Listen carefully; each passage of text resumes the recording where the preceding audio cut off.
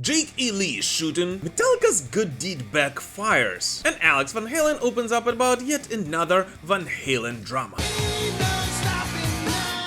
Metal is alive and well, so let's see what keeps it going today. Here you go.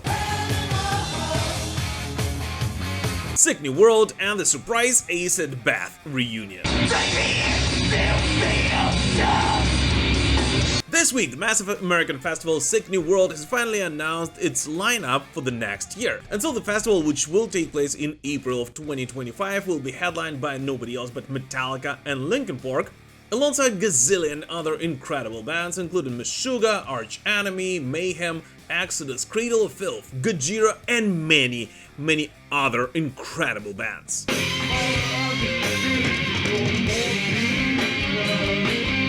By the way, one of the most frequent comments from the fans of Sick New World this week was how diverse this lineup actually is, as it looks like the organizers didn't really know which direction of rock they wanted to concentrate on, so they just invited all possible available bands, which just once again shows that this era of massive all-embracive festivals has just begun, and most likely in the future we'll see more and more metal bands logos among the mainstream festival lineups. And if we're being very honest, it might actually work the other way around as well.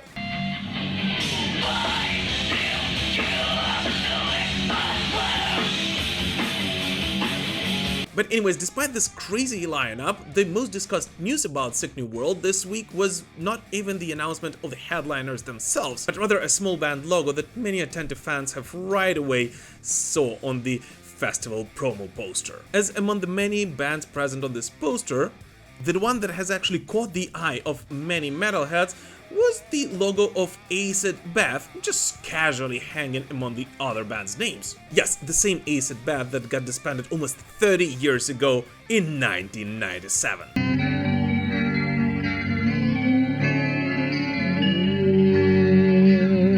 And so, of course, after seeing this logo, hundreds of Acid Bath fans have stormed the internet asking the band whether it is true and just wondering what it all means. Until a couple of days after this announcement, the Acid Bath guitarist Sammy Hagar went online to share the news. Well, hello everyone. I guess you've seen the news. Yes, Acid Bath is playing Sick New World. Yes, this is real. Yes, Dax Riggs is involved along with Mike Sanchez on second guitar. Currently it's Zach Simmons on drums and Alex Bergeron on bass. But yes, too many questions from too many people. That's what you got. Love y'all. So yes, it is real. Acid Bath are reuniting in 2025, and together with Sammy Hagar, the fans will be able to see on stage Dax Riggs and Mike Sanchez on the second guitar, thus making it 3 out of 5 original members of Acid Bath, joined by Zach Simmons on drums and Alex Bergeron on bass. And yes, this is great news! In all honesty, as of right now, we still don't know for sure whether this will be a one-time thing or the band is reunited for good. As Dax Riggs' comment under the original post said the following: "The Bath will return April 12th, 2025 at Sick New World Festival. Our hats are literally exploding. We'll be playing select songs from our 2 full-length LPs for this special one-time show. See you there, friends. Let the blackness roll on." Yet we all of course know that such bands don't usually reunite for just 1 or 2 shows. And most likely Acid Bath is checking the reaction of the fanbase, and if it will be positive, who knows, there might be a chance of a proper band's reunion, and maybe even new material by this legendary band.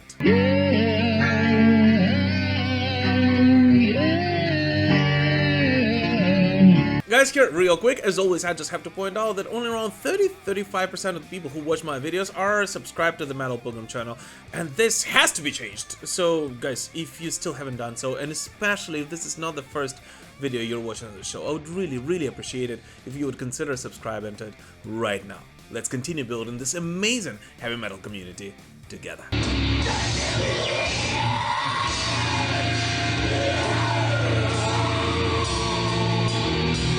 Metallica donation backfires. This week, Metallica and their All Within My Hands Foundation donated $100,000 for disaster relief in communities affected by Hurricane Milton. And so All Within My Hands has donated $50,000 each to Feed in America and the Information Technology Disaster Resource Center to ensure the uninterrupted food and water supplies throughout Florida, as well as to help provide technology continuity. So basically help people stay online and be connected to their relatives and loved ones across the United States and elsewhere. Sounds good, right? Yeah, well, it does, until you go and read the comments under this news. As down there, gazillion people started calling Metallica cheap, as according to them, for Metallica to donate $100,000 is just like for you and me to, drink a cup of coffee. And I feel like I really need to address that, since you guys do know I've been working with fundraising for the past 2.5 years. Sadly, I really don't want to do that. Obviously, fundraising for, Ukrainian military and medical equipment for Ukrainian civilians here.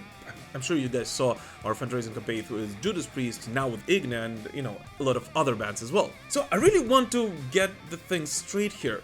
So first of all, those bands who did not donate anything, those are absolutely fine, and Metallica, who donated $100,000, they're cheap.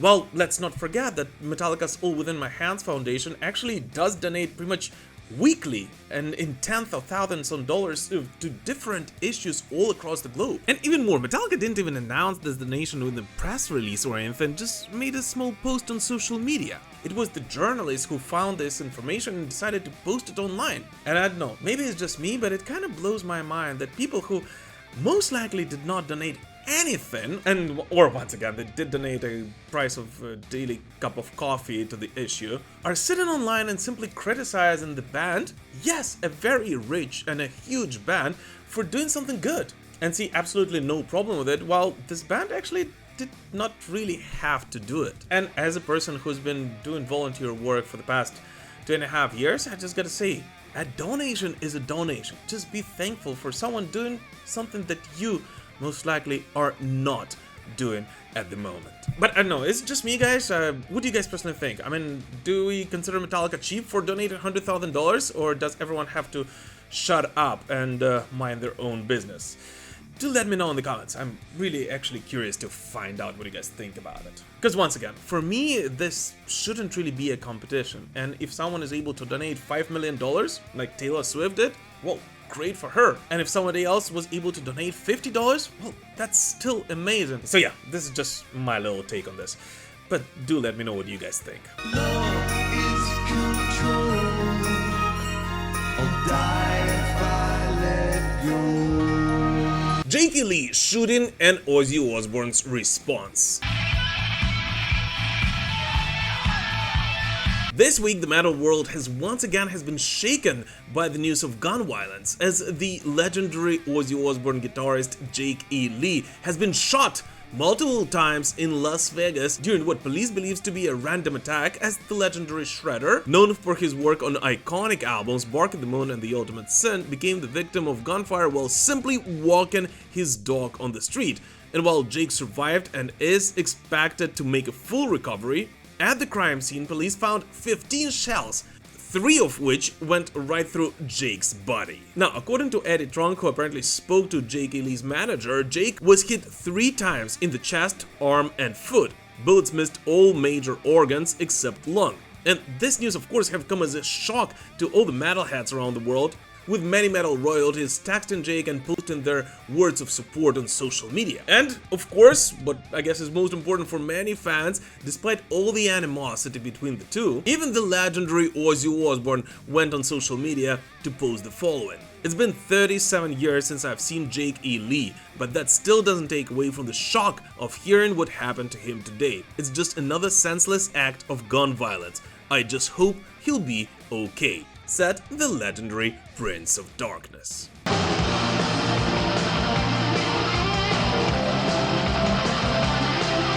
Now, several days after the incident, J.K. Lee already had a chance to post a little bit on social media, and it does look like, although he doesn't still feel okay, he will be alright. And he even had a chance to call himself one lucky for doing surprisingly well after that shooting. And in all honesty, this news is just absolutely insane, as just a week ago we all were so happy about Jake E. Lee for finally apparently overcoming his health issues and getting ready to go back on stage, of which we spoke in our previous digest, with all these fans being so happy that they finally may be able to see him up on the stage. And just a week later, this happens.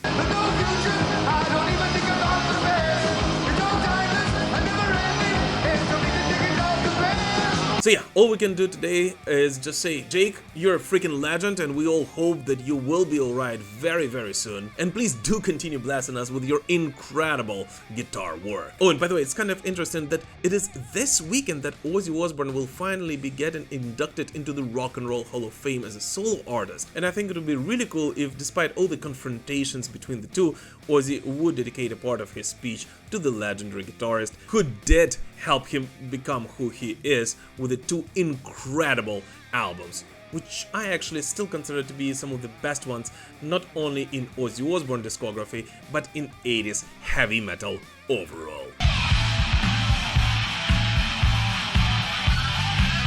Alright guys, it's mid-October, and that means that Halloween, and then later for all of those who celebrated Thanksgiving, is approaching very and very soon. The two holidays which become much more fun if you celebrate them in an appropriate attire. And I believe that there is no more appropriate attire for a metalhead than a metal pilgrim, like a literal pilgrim ghoul for these holidays. And I'll be more than happy to send it almost anywhere across the world if you do decide to rock it during this holiday seasons. And of course you can order it at metalpilgrim.net.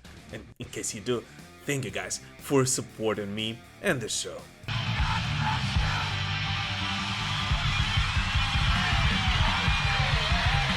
And now the time has finally come for us to speak about 5 amazing releases from this week, which sadly did not get their own segments in this video, but not because they don't deserve it, but simply because otherwise this video would have been like 40 minutes long. Finnish folk metal powerhouse Ensiferum finally released their 9th studio album Winter Storm, first new record in nearly 5 years, which is a huge break by the band's standards. And on their new output, Ensiferum on one hand do not betray their roots, crafting yet another adventurous saga for the fans of Viking metal tunes, yet at the same time also pay tribute to the classics, which at parts will definitely resonate with the fans of Iron Maiden.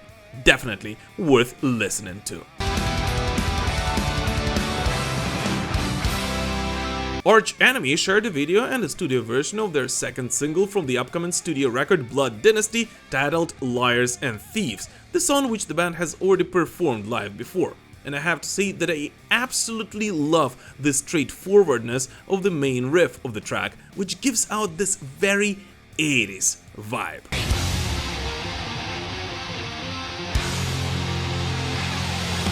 Swallow the Sun released their highly anticipated new album Shining, and on their latest studio output, the death doom metal band explored the depth of gothic metal even more so than before. And once again, I just have to point out how much I love the idea of a goth metal comeback that is happening in 2024, which in addition to classic heavy metal experiences a true revival, which I'm actually really happy about. Melancholia, melancholia. Haste the Day, a metalcore band which was really popular back in the 2000s, came back with a new single Burn, which marks their first new music in nearly a decade. We wrote Burn to be a metalcore thrasher with harmonized guitar melodies, an epic chorus, a crushing breakdown riff, and lyrics about a broken system of justice focused on retaliation instead of restoration. Being the first song that we've released in 9 years, we wanted to put our best foot forward musically, but also address an important topic in today's divided world. The more we try to tear others down, the more we destroy ourselves, said the band's singer Stefan Keach about the release.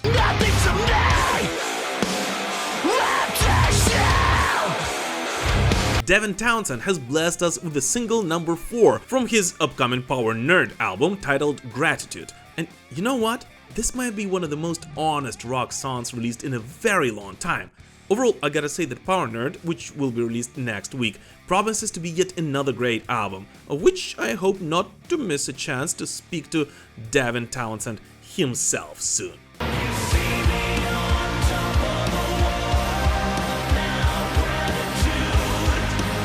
And here, as always, I have to remind you that most of these songs are most likely available in our new playlist, Metal 365, which contains the hottest 50 metal tracks of the past 365 days, and which you should definitely add to your music library on Spotify or YouTube Music via the link in the description to this video.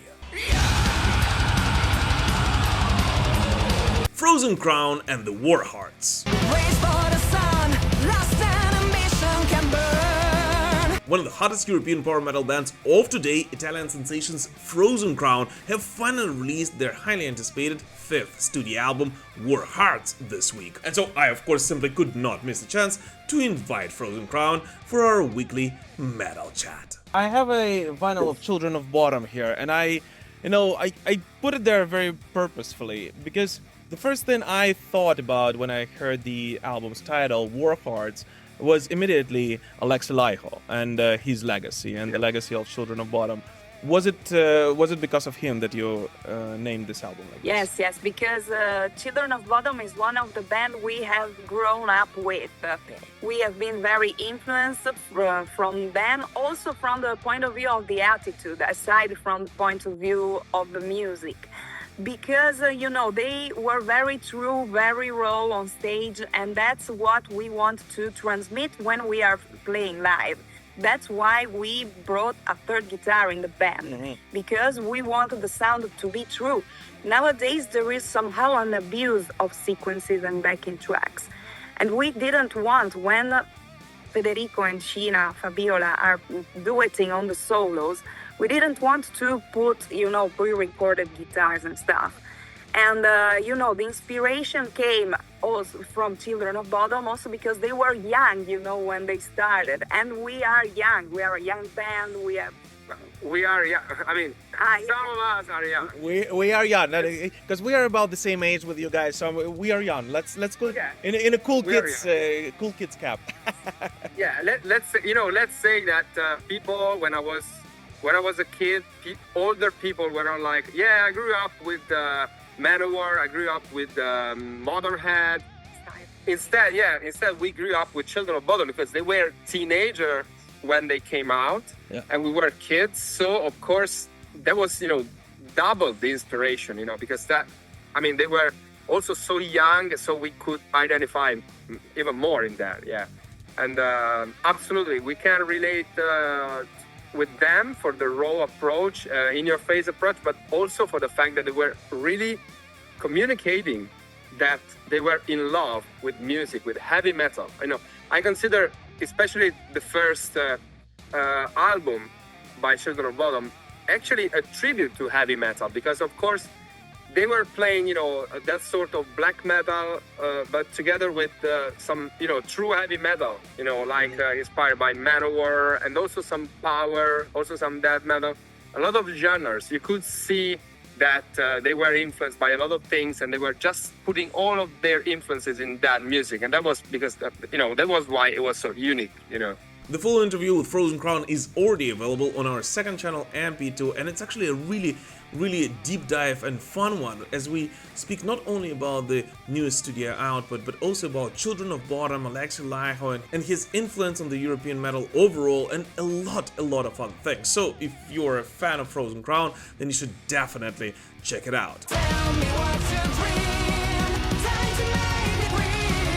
And overall, I just gotta say that in my personal opinion, Frozen Crown is definitely one of the hottest and the best power metal bands of today in Europe. As in their music, they're able to combine this very old school European style power metal of the 1990s with a modern power metal sound, making the music and the aesthetics around the band fun and entertaining, yet at the same time not overdoing it like many other bands in the genre do. And in addition to all that, they are actually one of the most productive bands of today, as even though the band has been established only 7 years ago, they have already released their 5th studio output. And this, I gotta tell you, is the 80s kind of schedule for a heavy metal band, and something which most metal bands today don't really like doing that much.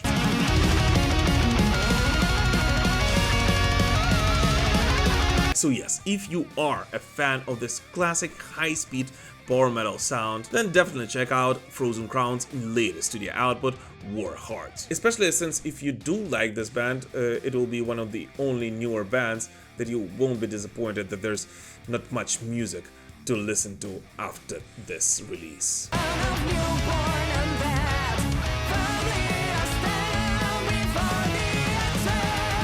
Van Halen drama. Now, most of us remember how several years ago there were rumors circulating around of an Eddie Van Halen tribute tour, and not just any kind of tour, but a tour that would reunite the drummer Alex Van Halen, the vocalist David Lee Roth, alongside ex-Metallica bassist Jason Newsted, and the guitarist Joey Satriani. The tour, which we all know sadly did not happen, and instead this year in 2024, another Van Halen vocalist, Sammy Hagar, made a run of his own, inviting Anthony Satriani, Jason Bonham, and Ray Thistlethwaite to celebrate the legendary band with his The Best of All Worlds tour.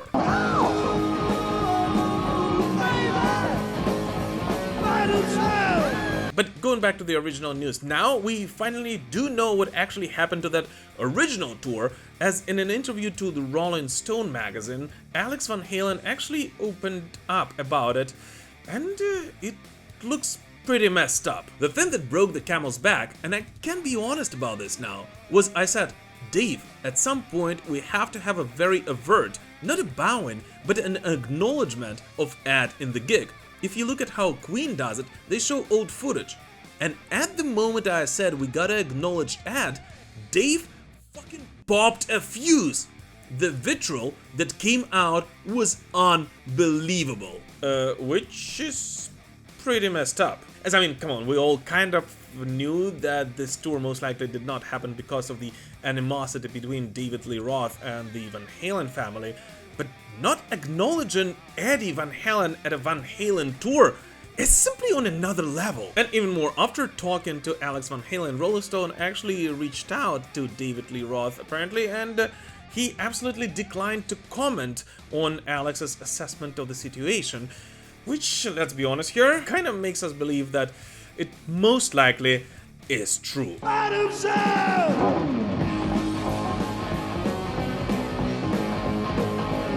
Oh, and by the way, talking about Sammy Hagar's 2024 Van Halen run, it does look like Alex is not really too thrilled about it either. As commenting about it, he simply said the heart and the soul and the creativity and the magic was Dave, Ed, Mike, and me. Adding that he kinda doesn't really mind that the original tour in honor of Eddie Van Halen did not really happen, because it didn't really matter much, neither for him nor for the fans, as no one can actually replace the legendary guitarist, and his legacy will live forever no matter what.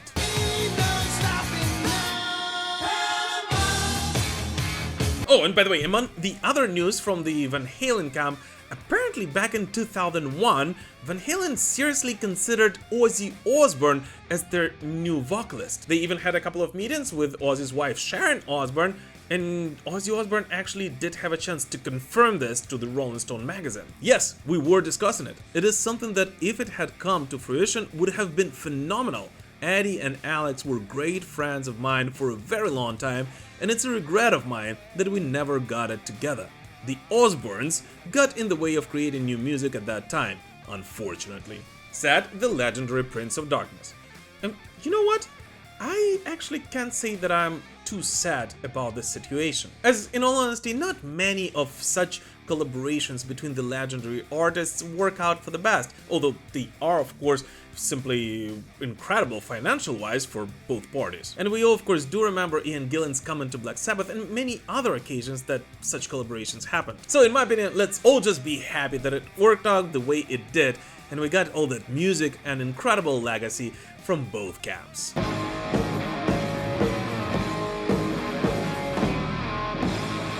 But anyways, what did you guys personally listen to this week? Please let us know in the comments. As always, thank you so much for watching this video. Thank you so much for supporting me, the show in Ukraine, through this very, very difficult time. And please don't forget, as always, to like this video, comment under it, and of course to share it if you guys would like to do it. And just as a reminder, guys, recently we've launched a new Discord server for all the metal pilgrims to hang out. So if you do use that platform, just know that the link to it will be in the description to this video, just as the links to my Instagram, Facebook, and all the other social media platforms. Thank you so much for watching, guys, and we will prevail. Slava Ukraini!